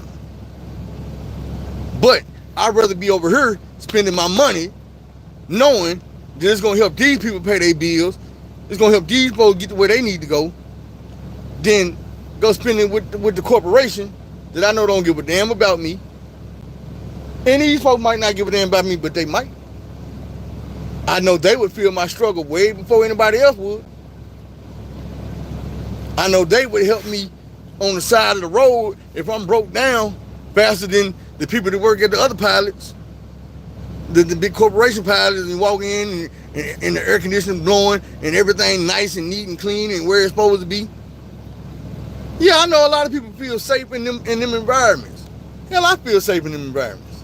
But I also feel like a motherfucker watching me. I feel like a motherfucker judging me. I feel like a motherfucker don't really want to deal with me. They just want to get me in and get me out fuck their face. And I ain't gonna lie. I like it when the old Cuban lady call me Poppy. And Poppy, you're fool ready, Poppy. I'm like, shit, old lady, you better quit playing me. You better quit playing with me and you have some Cuban kid around it, bitch. Nah, I'm just playing. But I'm just saying, man, it's some of these dudes ain't real, bro. A lot of these dudes ain't real. Most of these entertainers I be telling y'all this shit, these dudes is not real, bro. They just not. Man, you think I ain't? Got the camouflage on right now. Yeah, real veteran style. And I did my time in the military as a youngster. But, man, shout out to everybody in the service country, man. Thank you for your service. I just know it's a two-way street, man. Because I'm going to tell you the same thing. The same way that Drake used these dudes use Drake too. And it's nowhere clearer than when 21 Savage gave the interview and he was like, man, I wouldn't even listen to Drake if I wasn't a rapper. Because everybody like, but nigga, you did a whole album with him. Yes, he did. He got something out of it. Just like Drake got something out of it. But I be trying to tell y'all when I say culture vulture, I call him a culture vulture because vultures feed on the dead. If they don't feed on the dead, then they circle the weak. Jay-Z do it too. I had to tell somebody the other day, I'm like, because they argue me about Jay-Z. And they were like, Jay-Z, I'm like, man, the math don't math. It just don't. You look it up, it say Jay-Z has sold 140 million albums. But his highest selling album to date is In My Lifetime Volume 2. It sold 6 million copies. So if everything else that he done sold less than 6 million, but he had 140, how many albums of 5 million or less did this man put out? 50? Nigga. We're not 50, but 30? Nigga, do you got 30 albums around here that also fun? No, you don't. You don't. The math ain't mathing. It just ain't. Somebody asked me, we was all on Facebook, because they were like, Kid Rock had turned down 100 million. Was it 100 million? It was a lot of damn money from Beyonce to promote her album. And they was like, all the black people like, who the fuck is Kid Rock anyway? Don't nobody need him. I'm like, Kid Rock is a rapper that sold more rap albums in his time rapping than Jay-Z. He's a country singer that in his time doing country music sold more country music than Beyonce. He is the only successful rapper to switch over to country music and do it big. He's the one who went from hip-hop to country, like Beyonce is trying to do now. And when she sold out, yeah, she bought a lot of them damn albums. Look who the machine behind her is. And you know that a lot of it is capped because country music don't accept her. Country stations not playing her music. You see what I'm saying? So if they not playing her music, how is she charting on the country charts? You spending money. You try to spend 100 million with Chris Rock. With Kid Rock. So what the fuck are we supposed to think you spending elsewhere place? Lots and lots and lots of money. See, they got the money to spend because they've been doing their dirt, stacking up money. They want the accolades. They want the Hall of Fame. They want the legend is what's going to carry their kids and their family through. The money can be taken away. Everybody in Michael Jackson family can go broke. You will never take away his legend. You will never take away the way people love Mike and felt about Mike. You can't take away how they love Prince and they felt about Prince. You can take all his publishing. You can take all that and give it away and kill him. You can't kill that legend. You see, that's what Beyonce and them want. And see, this thing about it, they learn this shit. Like I was telling y'all earlier about Diddy learning this shit from Clive Davis. Jay-Z and Beyonce learn this shit. Jay-Z is a student of the game. He's a mastermind. But he's also an evil, sick fuck. So they give him the game. They let him make all this money and gain all these accolades. And then they tell him, hey, we're only doing it because we know you sick as us. We know you will go to Pedo Island. We know you will mess with these young girls. We know you will do this. Matter of fact, we got one for you. Marry her.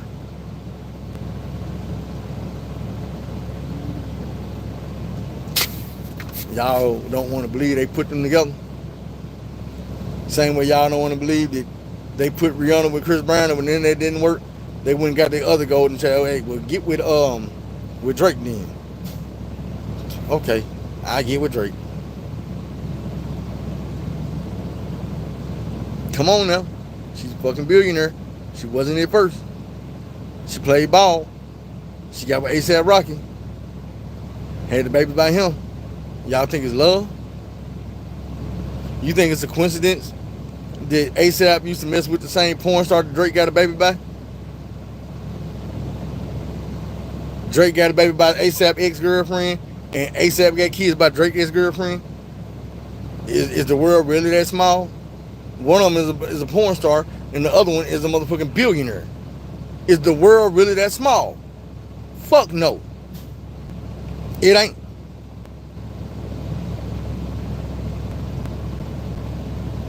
Smash. Smash. Allegedly, Chris Brown got his herpes from the same person that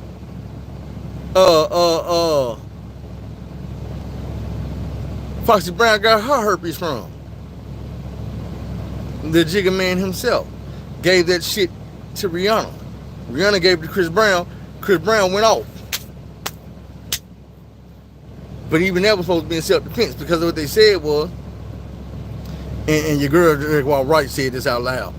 And then at the end she said, and if I'm lying, sue me. I want you to. Rihanna, you too. If I'm lying, sue me. And this is what Jaguar Wright always say after she get through saying sue me. You not gonna sue me. Wanna know why? Because if you do sue me, then I got to come to court and say all this shit and put it on legal documents. Right now, it's just me saying some crazy shit on the internet. But if you sue me, then this crazy shit I'm saying goes on legal documents in a courtroom, in a court of law. Y'all not prepared to deal with that, so you not gonna sue me.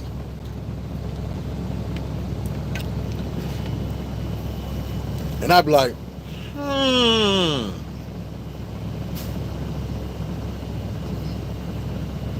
For real? For real, for shit show. What Jaguar say was, he came in Clive Davis' party looking for Rihanna. She was in a closet or a bathroom, either one, topping somebody off. And he called her, talked bad to her about them herpes that she had gave him.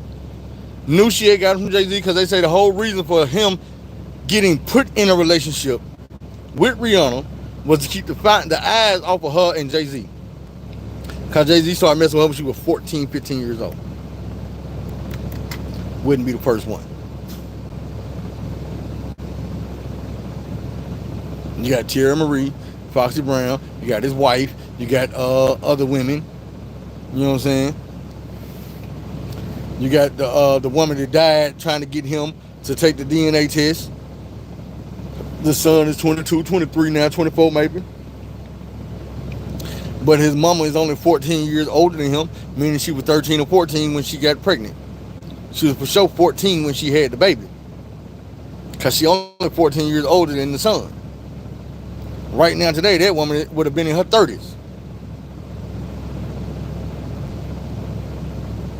Mid-30s. So you tell me, she dead.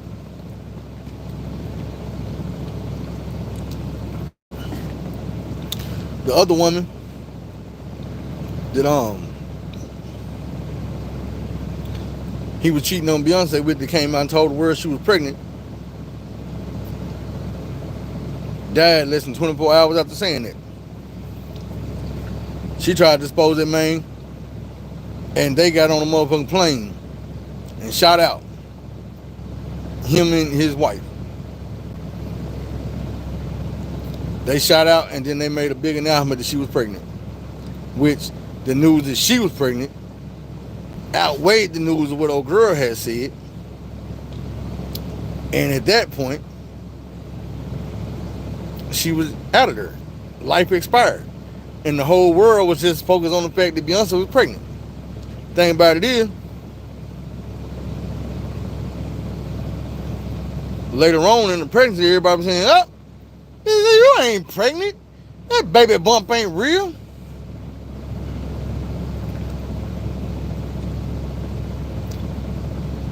Just so y'all can see what I'm saying.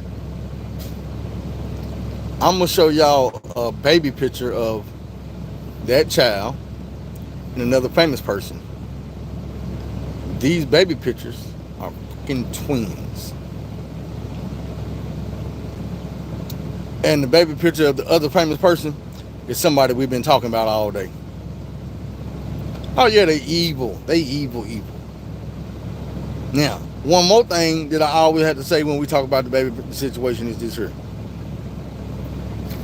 When Jay-Z got with Beyonce, he was messing with Blue Cantrell. Beyonce, years later, ended up looking just like Blue Cantrell. After all the surgeries, after the hair color changes, and all that other shit, she ended up built and looking like Blue Cantrell. What's up, King David? And then, when the baby was born, they named the baby after Jay-Z's ex-girlfriend, Blue. Nobody found that weird. Like, I keep saying this shit, but I don't understand why don't nobody find that weird. Blue Cantrell is alive. And she is saying that Beyonce and Jay-Z tried to kill her. They tried to poison her and some more shit. Not only that, but they named their firstborn child after his ex-girlfriend. There are billions of names in the world. Why would you pick your ex-girlfriend to name your firstborn child after?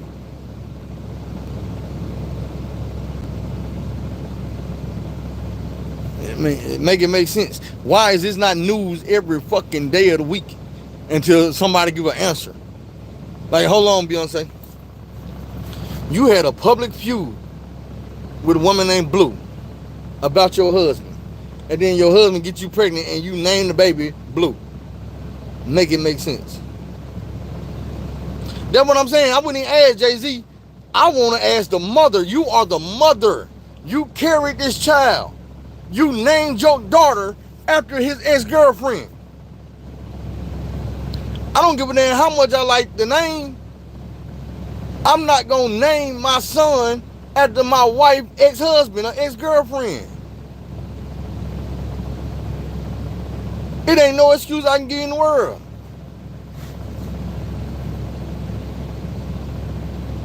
You know what I'm saying?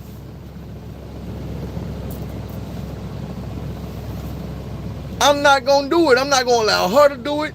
It can't happen. It can't happen.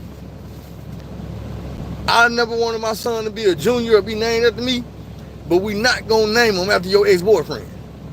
I don't give a damn what that nigga name was. His name could be Michael, James, Kentrell, Laurel, Caden, Aiden, Jake. None of that shit. If it's his name, no, sir, you're not fit to name my child that. I'm not fit to name my firstborn daughter after my ex-girlfriend. I would think my new wife, they've been beefing with my ex-girlfriend. Say my ex-girlfriend name is Keisha. You and Keisha been fighting over me. Me and you get together and we get married and we leave Keisha in the past. And then you get pregnant. Ain't no way in the world you fit to name this baby Keisha. You not fit to name this baby Keisha and spell it different or none of that. Because they be like, well, Blue name is spelled with an E and my daughter name ain't got the E on it. It's just BLU. Bitch, quit playing. Bitch, quit playing. Quit playing. You silly as hell. Think we supposed to follow with some bullshit like this, huh? It can't happen. We not gonna let it happen.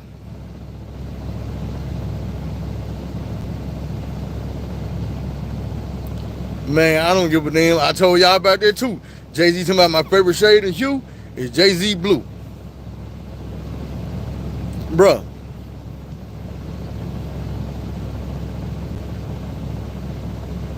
Make it make sense. Because that don't make sense. Not when your ex-girlfriend name is Blue. Blue Kentrell was around before 2007.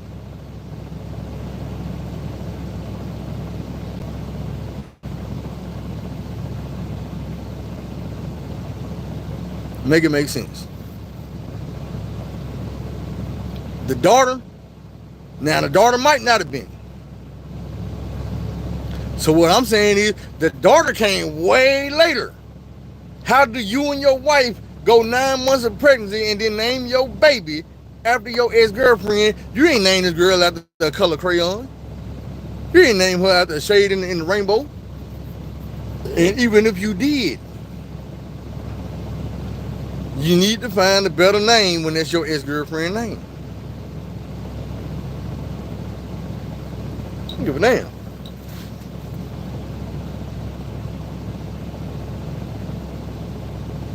That shit don't make no sense to me. You see what I'm saying? That don't make no sense to me.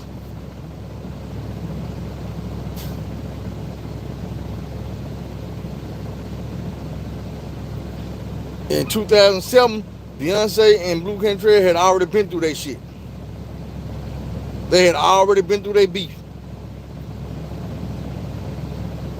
So what I'm saying is, when that baby was born, she already knew how she felt about that woman Blue. It wasn't no just, this used to be your man, that's my man. No, they ran a real beef. She really, like I'm telling y'all, go look at the pictures of Blue Kentrell. And go look at the pictures of Beyonce at first when she first got with Jay-Z. Beyonce switched her whole identity up to look like that woman because she knew that's what her man liked. But we can go to R. Kelly around and say, look, Blue was just too grown. She was too old. She was his age. So he went and built a bitch, like I say about these builder bitches. You went and built a bitch and you made her look like what you wanted her to look like. Baby, I need you to wear the auburn and blonde hair the way Blue drew. I need you to take this shot and get that ass fat and get them thighs fat. You know what I'm saying? Them thick thighs like Blue got. Because, believe it or not, there was a point in time where Beyonce didn't have a body. It's called when he got with her. There was no ass and thighs. None of that shit. I don't know what y'all remember about this woman. But when Beyonce hit the scene, she wasn't the it girl. When Destiny Child popped out, she was like number 3 or 4 on the list out of 4. It was LaToya was number 1. Lativia was number 2. Kelly and Beyonce fell somewhere in number 3 and 4, wherever you want to put them in. And a lot of motherfuckers were choosing Kelly over Beyonce. What's up with it?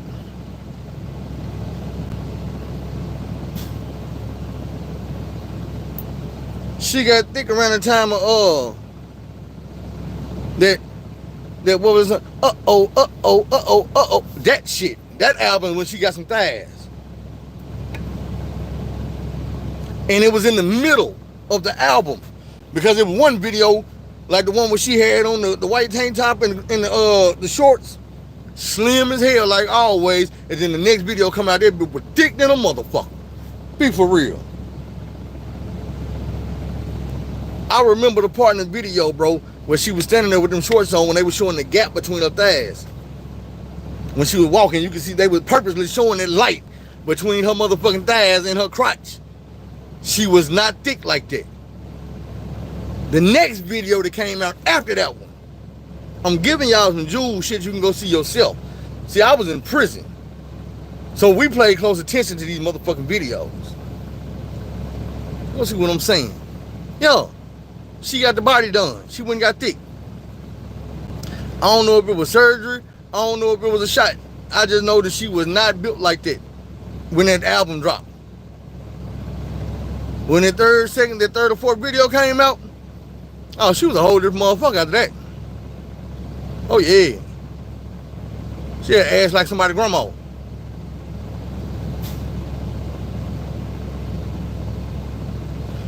I don't remember what video it was. I just know, goddamn me, that was the album where the shit changed.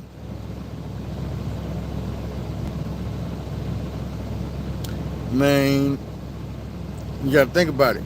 Beyonce daddy was in the game. He knew the rules. He had been trying to get in the game for years and years and years. Beyonce and them started out, her and Kelly, which is his daughter too, started out in a rap group called Girl Time. They was rappers. That's why I be trying to tell y'all, Beyonce she not the songstress y'all think she is. Like, y'all ain't never noticed her voice is like this. Now his voice is like this. And Jay-Z talk like this. But then his wife talk like this. She sound like a man when the beat go off and she just get to talking to the crowd. And I be like, damn, she sound like she should be him and he should be her. For real. Same thing when she sing. Like I say, all singers do it. They have the better background people in the motherfucking back. Jaguar Wright was one of them women. Mary J. Blige was one of them women before her voice started cracking and getting all fucked up because of the drugs. Just always on the background of somebody's shit making them sound good. Because they can actually sing. You know what I'm saying? When you got 15 people harmonizing behind you, hell yeah, your shit sound good. I could do it.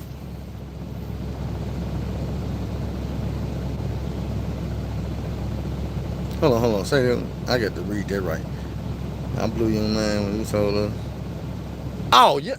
Man, I thought you said R. Kelly at first. It was fuck me up. Yes, sir.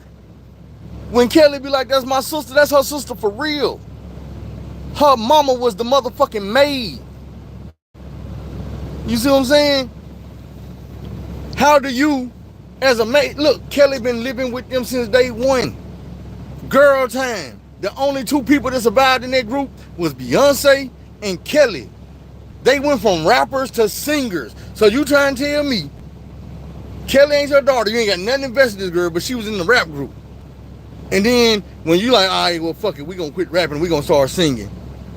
Out of all the girls in the group, she the one that you say, you know what, can you rap? Oh, you can, I mean, can you sing too? You can sing? Come on, we gonna let you sing. You know what? All y'all outshining my daughter, man, so we just gonna take y'all and kick y'all out of the group of tour, you Lativia. Y'all got to go. Cause y'all fine as hell. Everybody love your little black ass, you little short motherfucker. And everybody love your little pretty ass. You so goddamn pretty. Y'all got to go. We gonna bring in this church girl, Farrah, you come on in. And Kelly, you my daughter, so we gonna let you stay again. Come on now. Google that shit. I ain't never had to Google it. But I'm just curious. Somebody Google that shit real quick while we in here. Kelly Rowland and Beyonce, blood sisters. Matthew knows it's goddamn me Kelly Rowland daddy. If it ain't, then who the fuck is? Out of all this famous time of her getting famous, who was her motherfucking mama and daddy? Oops. Nobody knows. All we know is her mama was a maid for the Knowles family until she wasn't. But even when she wasn't, Kelly didn't go nowhere. When moms went to work somewhere else, Kelly didn't go. She stayed right there in that house, right there with that man, right there with that family, and everything they got, she got. Man, be for real. This the industry. It's fuck shit everywhere you look. Just like people being surprised that Puffy Combs' son is really I'll Be Sure's son. Look just like him. I'll Be Sure on his motherfucking deathbed. But his son growing up living with Puffy, calling him man daddy, being introduced as his son. They in pictures together, him, Al B. Sure, and the son. Like when you go to prom and it be your real daddy and your stepdaddy, and you know what I'm saying, they be getting along for the picture. These two men, Puffy and Al B. Sure, is in pictures like this with Quincy. And Quincy is the identical twin of his damn daddy. But Puffy got 3 sons.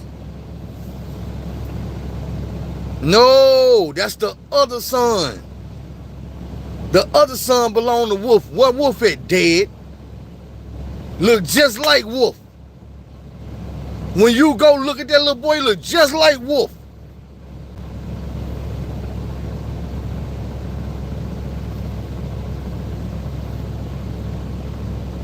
But Puffy got your goddamn son. Making him call him daddy.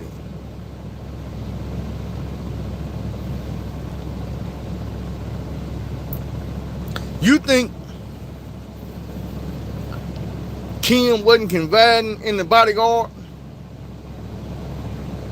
Letting her guard down with the bodyguard? Do you know who Cassie's husband is? The motherfucking personal trainer. She went from Diddy to the personal trainer. Why? Because that's the motherfucker she could cry to. She could complain to. She could open up to and tell all her dirty secrets. Ain't you thinking that's what Wolf was to Kim Porter? I'll give you another one. Steve Harvey bodyguard was knocking off his wife.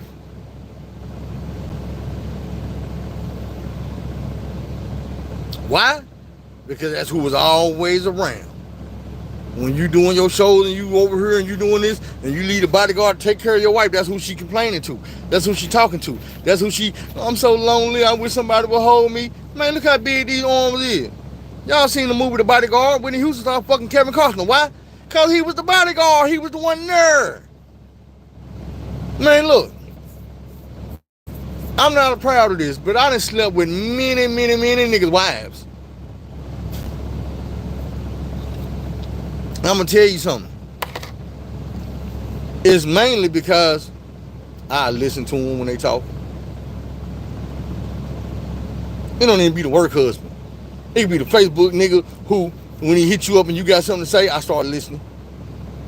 And it gets to that point where you feel like you're being heard for the first time in a long time. And you don't want to let that feeling go. You appreciate it. You want to be around a nigga because you feel like he's genuine. He care. And I do. And that's why a lot of women sometimes gravitate towards me, because I really do care. I just got to that point where I don't care to misuse that no more.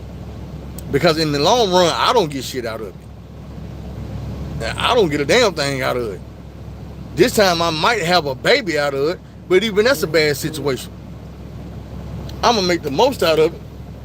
But in the long run, it's not the ideal situation. It's a lot of problems. Not because of the baby, but because of the marriage. It's not my marriage. So I don't have any input in what's going on. I don't have no control over the situation. I'm in a situation where another man might be raising my child, turning my child against me. I don't know. All I can do is pray and hope for the best. But at the end of the day, I put myself in that situation. You see what I'm saying? That's how it works. These dudes do what they do, and they be out doing what they do. But then you leaving another man around your motherfucking wife. You paying that man to be around your wife, or your girl, or your woman, or baby mama, whoever she is. You sitting there paying this man to be around her, to become her confidant, her open ear, her shoulder to lean on, shoulder to cry on, or whatever. And I know y'all done heard this before. A shoulder to lean on becomes to ride on. It happened like that. I promise you do. That's what happened to Diddy. The personal trainer ran off with Cassie. They got married. And he listened to her so much, complaining about all the shit that Puppy had put her through and did to her, till one day he woke up and told her, look here, baby, you stronger than that. I know you. I love you. I'm here for you. I'm here with you. I'm going to stand beside you.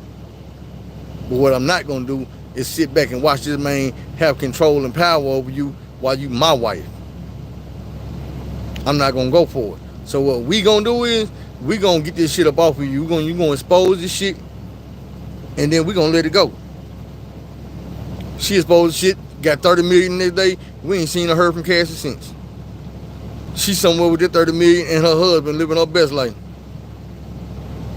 Right. But the bad thing about all that was, after she got comfortable and exposed everything, then other people started feeling like, you know what, if she can do it, I can do it. You know what I'm saying? It's the Me Too movement all over again.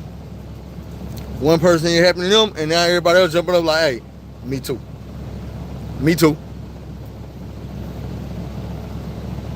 Me too. You see what I'm saying? That's just how it happened. Ain't nobody fault but dude fault. The chicken's coming home to roost.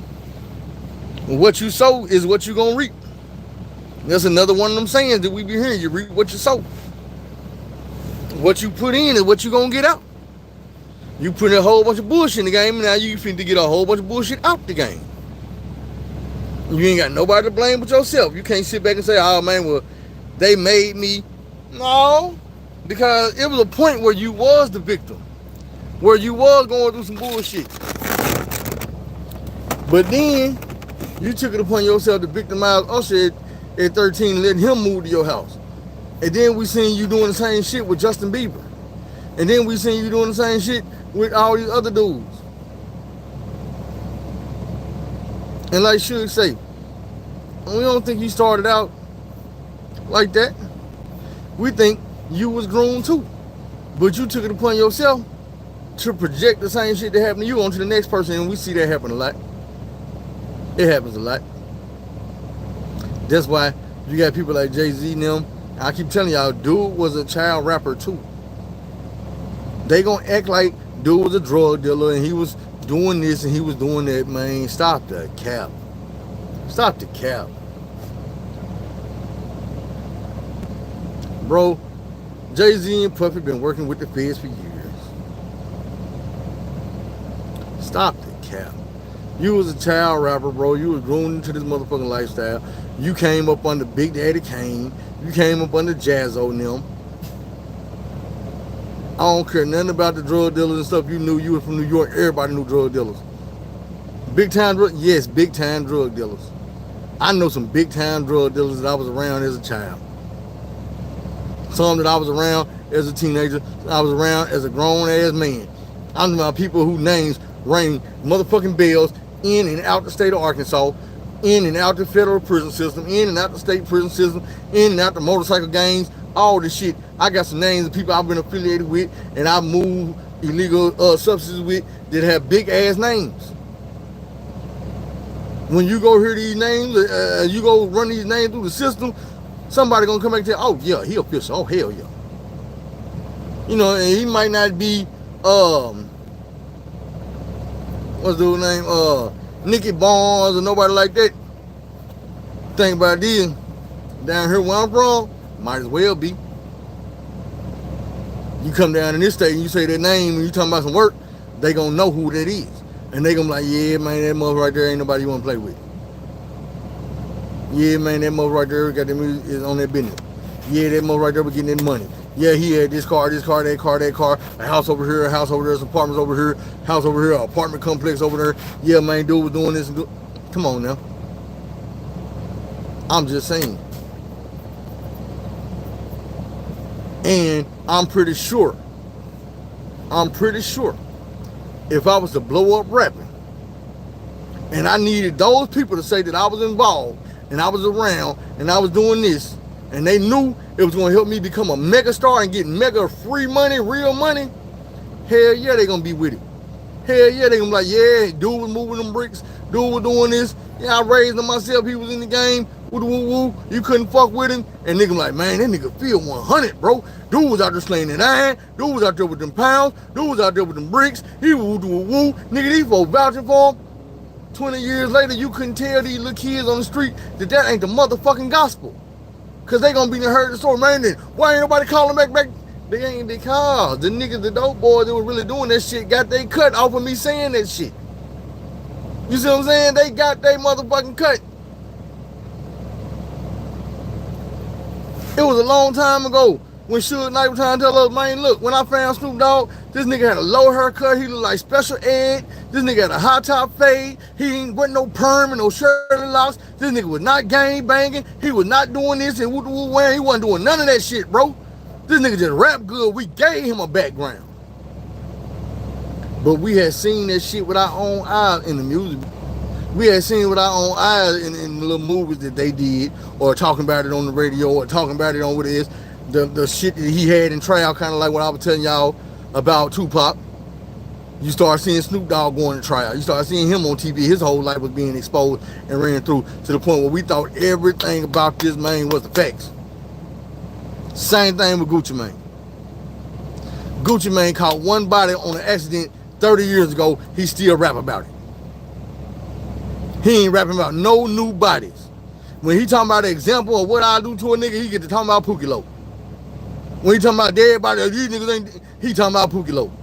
Bro, what else have you done? What have you done on purpose?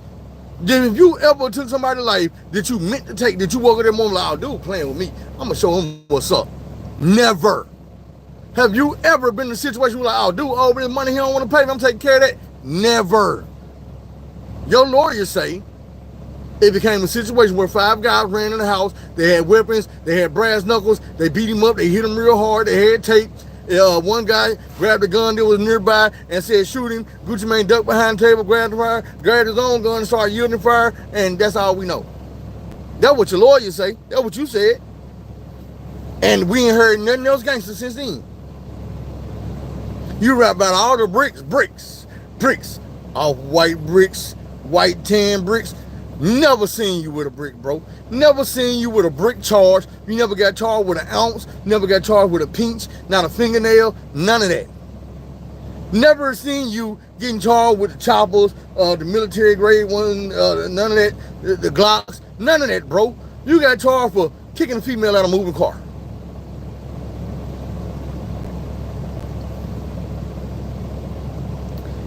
When you went back to prison, nigga, it was a violation. What gangster shit have you done outside the booth? Now these young niggas, they doing stupid ass gang shit all the time. And they going to jail all the time. NBA dumb boy. Doing dumb shit, going to prison. Man, y'all gotta make it happen. Like, comment, subscribe, share. Matter of fact, like, this is what I'm planning on doing, bro.